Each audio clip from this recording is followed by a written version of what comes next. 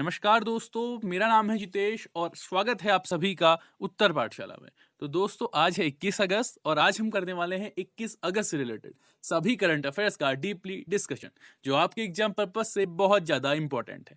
तो दोस्तों आप ये वीडियो बहुत ध्यान से देखिएगा। लास्ट में मैं आपसे एक क्वेश्चन भी पूछूंगा जिसका आंसर आपको हमारे कमेंट बॉक्स में कमेंट करना होगा दोस्तों। तो दोस्तों अगर आपको ये वीडियो पसंद आती है तो वीडियो को लाइक कीजिए, शेयर कीजिए और हमारे चैनल उत्तर पाठशाला को सब्सक्राइब कीजिए। आप बेल आइकॉन को जरूर प्रेस कीजिएगा दोस्तों, जिससे चैनल से रिलेटेड सभी नोटिफिकेशन आपको सबसे पहले मिल सकें। आप हमें फेसबुक, इंस्टाग्राम और ट्विटर पर भी फॉलो कर सकते हैं। हमारे सभी सोशल हैंडल्स के लिंक इस वीडियो के डिस्क्रिप्शन में दिए हुए हैं। चैनल से रिलेटेड किसी भी जानकारी के लिए या हमारे व्हाट्सएप ग्रुप में जुड़ने के लिए आप हमें हमारे इस व्हाट्सएप नंबर पर भी कॉन्टैक्ट कर सकते हैं। तो चलिए दोस्तों शुरू करते हैं 21 अगस्त की कुछ इतिहास की महत्वपूर्ण घटनाओं के साथ। 21 अगस्त सन 1790 को जनरल मिडोस की अगुवाई में ब्रितानी सेना ने तमिलनाडु के डिंडुगुल पर कब्जा किया था। 21 अगस्त 1915 को पहले विश्व युद्ध के दौरान इटली ने तुर्की के खिलाफ युद्ध की घोषणा की थी। 21 अगस्त 1972 को ही वन्य जीव संरक्षण कानून को मंजूरी मिली थी दोस्तों।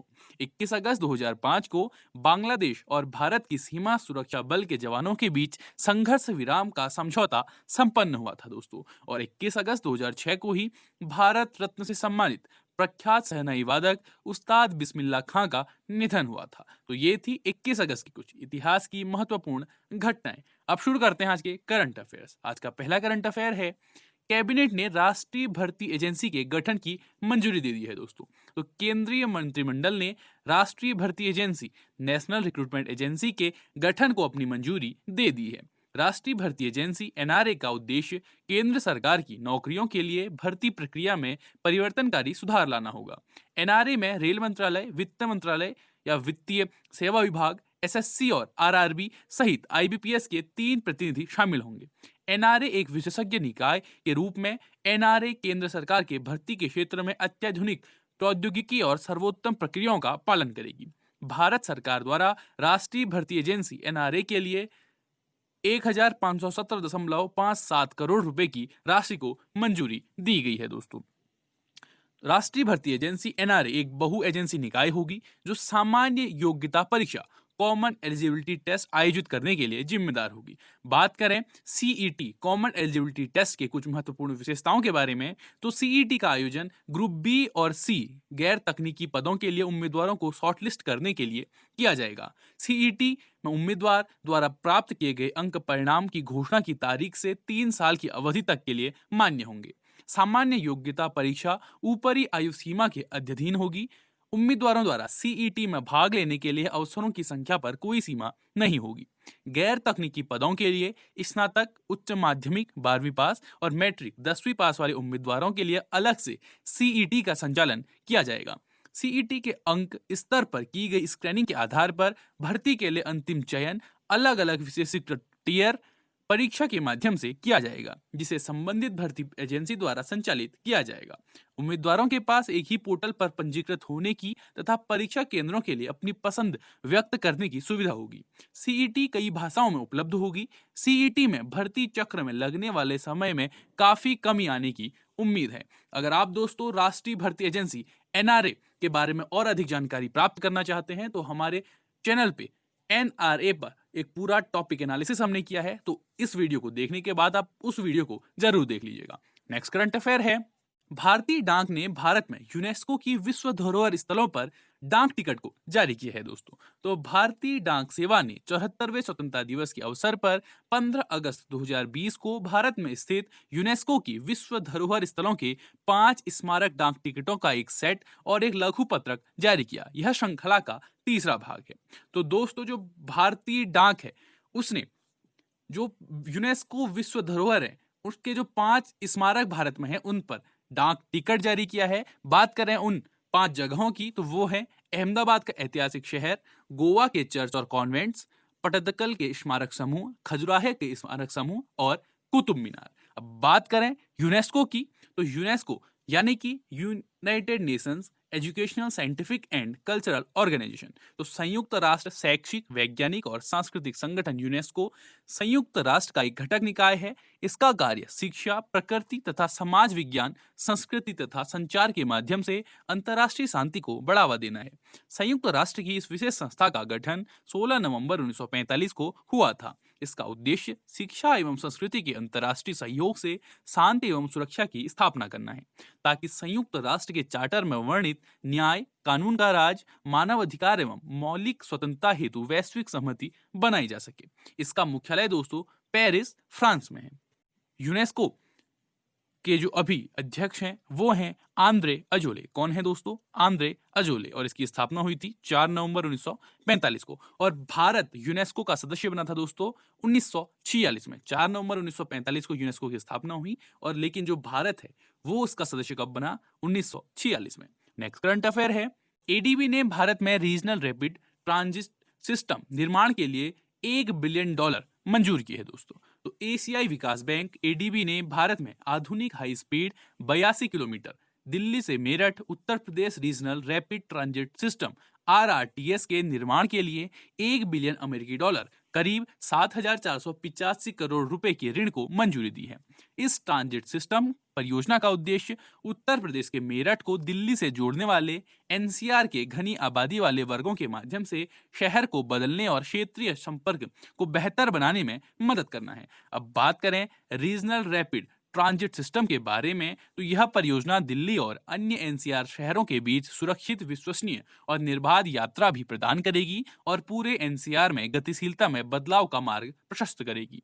एनसीआर क्षेत्रीय योजना 2021 के तहत देश के एकीकृत परिवहन नेटवर्क में 82 kilometre Delhi Meerut regional rapid transit system network 3 प्राथमिकता वाले कॉरिडोर में पहला है। यह परियोजना रेलवे पटरियों, स्टेशन भवनों, रखरखाव सुविधाओं और संकर्षण और बिजली की आपूर्ति के निर्माण का वित्त पोषण करेगी। यह सिस्टम नवीनतम मानकों के आधार पर उन्नत उच्च प्रौद्योगिकी सिग्नलिंग सिस्टम का उपयोग करेगा और अन्य परिवहन मोडों के साथ सहज विनिमय सुनिश्चित करने के लिए मल्टी मॉडल हब होगा। स्टेशन के डिजाइन में बुजुर्गों, महिलाओं, बच्चों और दिव्यांगों लोगों की जरूरतों को ध्यान में रखा जाएगा। परियोजना के लिए वित्त पोषण अगस्त 2020 और मई 2025 के बीच 4 चरणों में लागू किया जाएगा। भारत सरकार इस परियोजना में $1.89 बिलियन प्रदान करेगी और सह वित्त पोषक से $3.94 बिलियन की कुल परियोजना लागत का $1 बिलियन मिलने की उम्मीद है। इस परियोजना से व्यवस्थित शहरी और भूमि उपयोग की योजना के साथ साथ कम कार्बन डाइऑक्साइड उत्सर्जन और वायु प्रदूषण के माध्यम से एकीकृत परिवर्तनकारी प्रभाव और बेहतर शहरी वातावरण मिलने की उम्मीद है दोस्तों। अब इसके लिए जो राशि मंजूर की है वो की है एशियन डेवलपमेंट बैंक ने। बात करें एडीबी की, तो एशियन विकास बैंक एडीबी का क्षेत्रीय विकास बैंक है, जिसकी स्थापना 19 दिसंबर 1966 को एशियाई देशों के आर्थिक विकास के सुगमीकरण के लिए की गई थी। यह bank UN economic commission for Asia and for east और गैर क्षेत्रीय विकसित देशों के सदस्यों को सम्मिलित करता है। इस बैंक की स्थापना 31 सदस्यों के साथ हुई थी। अब एडीबी के पास 67 सदस्य हैं, जिसमें से 48 एशिया और पैसिफिक से हैं और 19 सदस्य बाहरी हैं। एडीबी का प्रारूप काफी हद तक वर्ल्ड बैंक के आधार पर बनाया गया था और वर्ल्ड बैंक के समान यहाँ भी भारित वोट प्रणाली की व्यवस्था है, जिसमें वोटों का वितरण सदस्यों की पूंजी अभिदान अनुपात के आधार पर किया जाता है। वर्तमान में संयुक्त राज्य अमेरिका और जापान दोनों के ही पास 5,52,210 शेयर हैं। इन दोनों के पास शेयरों का सबसे बड़ा हिस्सा है, जो कुल का 12.756% है। एडीबी का जो मुख्यालय है दोस्तों वो है मनीला, फिलीपींस में, और जो इसका सिद्धांत है वो है fighting poverty in Asia and the Pacific, और इसकी स्थापना हुई थी दोस्तों 19 दिसंबर 1966 को, और वर्तमान में इसके 68 देश सदस्य हैं दोस्तों। अगला करंट अफेयर है, लुइस एबिंडर डोमिनिकन रिपब्लिक के नए राष्ट्रपति चुने गए हैं दोस्तों। तो ये हैं लुइस एबिंडर, जो डोमिनिकन रिपब्लिक के नए राष्ट्रपति चुने गए हैं। तो लुइस रोडोल्फो एबिंडर कोरोना ने डोमिनिकन रिपब्लिक के 54वें राष्ट्रपति के रूप में शपथ ली है। वह लिबरेशन पार्टी के डेनिला मदीना का स्थान लेंगे। एबिंडर की मॉडर्न रेवोल्यूशनरी पार्टी ने हाल में हुआ चुनाव में 53% वोट अपने नाम किए, जबकि सत्तारूढ़ पीएलडी के उम्मीदवार रहे गोजालो कैस्टिलो को कुल 37.7% वोट मिले। 53 वर्षीय लुइस रोडाल्फो एबिंडर को 5 जुलाई को 4 साल के कार्यकाल के लिए चुना गया, जिसने centre left Dominican liberation party PLD की 16 साल से चली आ रही सत्ता का अंत किया। 2016 के राष्ट्रपति चुनाव में वह दूसरे स्थान पर रहे थे दोस्तों। अब लुइस एबिंडर बने हैं डोमिनिकन रिपब्लिक के नए राष्ट्रपति। तो ये रहा दोस्तों डोमिनिकन रिपब्लिक। बात करें डोमिनिकन रिपब्लिक की, तो डोमिनिकन रिपब्लिक उत्तर अमेरिकी महाद्वीप में कैरिबियन क्षेत्र में एक देश है।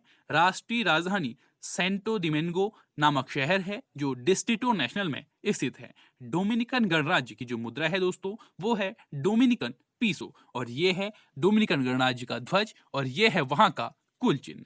अगला करंट अफेयर है, DIAT ने कोविड-19 के खिलाफ लड़ने के लिए पवित्र पत्ती और औसत तारा उत्पाद लॉन्च किए हैं दोस्तों। तो defence institute of advance technology DIAT ने कोविड-19 से निपटने के लिए 2 उत्पादों पवित्र पत्ती और औसत तारा को लॉन्च किया है। पवित्र पत्ती एक आयुर्वेदिक आधारित बायोडिग्रेडेबल फेस मास्क है जो बैक्टीरिया वायरस के खिलाफ प्रतिरोध प्रदान करने के लिए वायरस न्यूट्रलाइजर के रूप में कार्य करेगा। ये मास्क अमेजन, फ्लिपकार्ट जैसे ऑनलाइन प्लेटफॉर्म पर उपलब्ध कराए जाएंगे। औसत तारा एक एंटी माइक्रोबायल बॉडी सूट है जिसमें सुपर हाइड्रोफोबिक श्वास एंटी माइक्रोबायल आराम महसूस करने के गुण शामिल हैं। इसने स्प्लेश प्रतिरोधी परीक्षणों को पास कर दिया है और किसी भी तरल पदार्थ को रोकने की अच्छी इसमें क्षमता है दोस्तों। बात करें defence institute of advanced technology की, तो इसकी स्थापना हुई थी दोस्तों 1952 में, और इस 1952 में इसका नाम था इंस्टीट्यूट ऑफ आर्मामेंट स्टडीज, जो 1952 से 1967 तक इसका नाम था। 1967 में इसका नाम बदला गया, फिर इसका नाम रखा गया इंस्टीट्यूट ऑफ आर्मामेंट टेक्नोलॉजी, जो नाम चला दोस्तों 1967 से 2006 में, और 2006 में इसका फिर से नाम बदला गया, फिर इसका नाम रखा गया defence institute of advance technology. और वर्तमान में इसके चांसलर हैं राजनाथ सिंह और इसके वाइस चांसलर हैं डॉक्टर CP रामनारायण। तो जो इसके चांसलर होते हैं दोस्तों वो एक हमारे जो डिफेंस मिनिस्टर होते हैं वो ही इसके क्या होते हैं, चांसलर होते हैं, और वाइस चांसलर हैं अभी CP Ramnarayan. Next current affair है, मुथूट फाइनेंस ने कोविड-19 कवर देने के लिए कोटक जनरल इंश्योरेंस के साथ समझौता किया है दोस्तों। तो मुथूट फाइनेंस ने गोल्ड लोन के साथ 1 लाख रुपए तक का कोविड-19 इंश्योरेंस कवर प्रदान करने के लिए कोटक महिंद्रा जनरल इंश्योरेंस के साथ हाथ मिलाया है। कंपनी मुथूट ग्रुप की एक विशेष पहल Muthoot finance Ayush gold loan के माध्यम से अपने पात्र ग्राहकों को कॉम्प्लीमेंट्री कोविड-19 बीमा कवर प्रदान करेगी। यह विशेष कवर केवल सुपर लोन योजना के तहत गोल्ड ऋण लेने वाले इच्छुक ग्राहकों के लिए उपलब्ध होगा। बात करें मुथूट फाइनेंस की, तो मुथूट फाइनेंस का जो हेड ऑफिस है वो है दोस्तों कोची केरला में, और मुथूट के अभी वित्त अध्यक्ष हैं MG जॉर्ज मुथूट, और मुथूट फाइनेंस के प्रबंध निदेशक हैं जॉर्ज अलेक्जेंडर मुथूट। अब बात करें कोटक महिंद्रा की, तो कोटक महिंद्रा जनरल इंश्योरेंस का जो मुख्यालय है दोस्तों वो है मुंबई महाराष्ट्र में, और कोटक महिंद्रा जनरल इंश्योरेंस के MD और CEO हैं महेश बाला सुब्रमण्यन। नेक्स्ट करंट अफेयर है, 20 अगस्त को दोस्तों सद्भावना दिवस मनाया गया है। तो देश भर में प्रत्येक वर्ष 20 अगस्त को राजीव गांधी की जयंती को सद्भावना दिवस या सद्भाव दिवस के रूप में मनाया जाता है। इस वर्ष 20 अगस्त 2020 को पूर्व प्रधानमंत्री राजीव गांधी की 76वीं जयंती मनाई जा रही है। भारतीय राष्ट्रीय कांग्रेस ने उनकी मृत्यु के 1 साल बाद 1992 में राजीव गांधी सद्भावना पुरस्कार की शुरुआत की थी। हर साल यह दिन स्वर्गीय राजीव गांधी की याद में मनाया जाता है, जो 40 साल की उम्र में भारत के सबसे युवा प्रधानमंत्री बने थे। भारत के लिए उनके विचारों को श्रद्धांजलि देने के लिए इस अवसर पर समाज की बेहतरी में योगदान दिया जाता है। बात करें राजीव गांधी की, तो राजीव गांधी अपनी मां इंदिरा गांधी की हत्या के बाद 40 साल की उम्र में प्रधानमंत्री बने और 1984 से 89 तक इस पर अपनी सेवाएं दी थी। वे 1986 में शिक्षा प्रणाली के आधुनिकीकरण के लिए राष्ट्रीय शिक्षा नीति लेकर आए और जवाहर नवोदय विद्यालय प्रणाली की स्थापना की, जहां उन्होंने कक्षा 6 से 12वीं तक के ग्रामीण वर्गों को मुफ्त आवासीय शिक्षा प्रदान की। उन्होंने हमेशा एक विकसित राष्ट्र का सपना देखा था, जिसके लिए उन्होंने कई अहम कार्य किए, जिनमें 1986 की राष्ट्रीय शिक्षा नीति सहित लाइसेंस राज को खत्म करना और पंचायती राज को जोड़ना शामिल है। उनका ही राष्ट्र के विकास में योगदान रहा है, जो वर्तमान में हमें लाभान्वित कर रहा है। उनके सपनों को याद करने के लिए, राष्ट्र को विकास की ओर ले जाने के लिए उनके सामाजिक और आर्थिक कार्य सद्भावना दिवस अस्तित्व में आया था दोस्तों। नेक्स्ट करंट अफेयर है, भारतीय अक्षय ऊर्जा दिवस भी मनाया गया है दोस्तों 20 अगस्त को। तो हर साल 20 अगस्त को भारतीय अक्षय ऊर्जा दिवस या अक्षय ऊर्जा दिवस मनाया जाता है।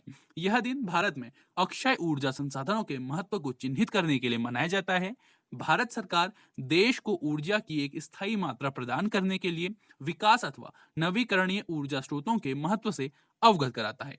ऐसे समय में उन लोगों के बीच नवीकरणीय संसाधनों के बारे में जागरूकता को बढ़ावा देना महत्वपूर्ण बन जाता है, जो इस विषय से अनभिज्ञ हैं। तो भारतीय अक्षय ऊर्जा दिवस कब मनाया जाता है दोस्तों? 20 अगस्त को। बात करें भारतीय अक्षय ऊर्जा दिवस के इतिहास की, तो भारतीय अक्षय ऊर्जा दिवस की शुरुआत साल 2004 में अक्षय ऊर्जा विकास कार्यक्रमों का समर्थन करने और ऊर्जा के पारंपरिक स्रोतों के बजाय इसके उपयोग को बढ़ावा देने के लिए की गई थी। अक्षय ऊर्जा दिवस से संबंधित पहला कार्यक्रम नई दिल्ली में आयोजित किया गया था। तत्कालीन प्रधानमंत्री मनमोहन सिंह ने 2004 में इस अवसर पर एक स्मारक डाक टिकट जारी किया और 12,000 स्कूली बच्चों के अक्षय ऊर्जा को बढ़ावा देने के लिए एक मानव श्रृंखला बनाई। 20 अगस्त को अकारण ही नहीं चुना गया, बल्कि इस दिन को भारत के पूर्व प्रधानमंत्री राजीव गांधी की जयंती के रूप में चुना गया था। तो दोस्तों, राजीव गांधी की जो जयंती होती है 20 अगस्त को, एक दो दिन उनकी जयंती पर एक सद्भावना दिवस मनाया जाता है जो 20 अगस्त को मनाया जाता है, और 20 अगस्त को ही उनकी जयंती पर क्या मनाया जाता है? भारतीय अक्षय ऊर्जा दिवस। ये आपने याद रखना है। नेक्स्ट करंट अफेयर है, रोहित शर्मा होंगे भारत में ओकले के नए ब्रांड एम्बेसडर। तो ये हैं दोस्तों भारतीय क्रिकेटर रोहित शर्मा। तो स्पोर्ट्स एवियर ब्रांड ओकले ने भारतीय क्रिकेटर रोहित शर्मा को भारत में 2 साल के लिए अपना ब्रांड एम्बेसडर बनाया है। इस साझेदारी के तहत शर्मा विशेष रूप से स्पोर्ट्स लेंस के लिए तैयार किए गए पेटेंट प्रेस तकनीक से लेंस ओकले आईवियर पहने होंगे। इस साझेदारी में शर्मा पिच पर और पिच से दूर ब्रांड का प्रदर्शन पर नजर रखेंगे। इसके साथ वह अब विराट कोहली, युवराज सिंह और मिलिंद सोमन के साथ उनसे पहले ब्रांड का प्रचार वाले सेलिब्रिटियों में शामिल हो गए हैं। तो ओकले दोस्तों एक जो चश्मे बनाने वाली कंपनी है, जो स्पोर्ट्स के चश्मे होते हैं वो बनाने वाली कंपनी है। तो अब उसके ब्रांड एम्बेसडर कौन बन गए हैं? रोहित शर्मा। अब बात करें पिछली वीडियो के क्वेश्चन की, तो हमारी पिछली वीडियो का क्वेश्चन था, हाल में किस राज्य सरकार ने एकीकृत e commerce yellow chain platform launch किया है? और इसका सही आंसर है दोस्तों नागालैंड। तो जी हाँ दोस्तों, हाल में नागालैंड सरकार ने एकीकृत e commerce yellow chain platform launch किया है। और इस क्वेश्चन के सही आंसर देने वालों के नाम हैं मानसी जोशी, साक्षी आर्या, मनीष ममगई, अभिषेक दनगी।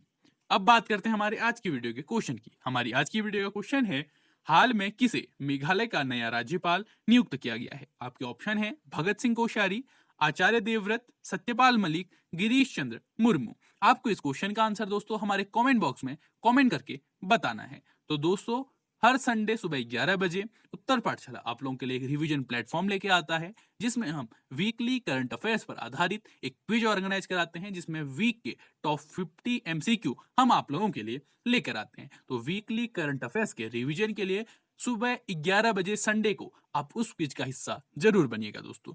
तो दोस्तों, आपको ये वीडियो कैसा लगा वो आप हमें कमेंट बॉक्स में कमेंट करके जरूर बताइएगा दोस्तों। और साथ ही साथ आपके कोई हमें सुझाव हो तो वो भी आप हमें कमेंट बॉक्स में कमेंट करके जरूर बताइएगा। That's all for today. Thank you. Till next video.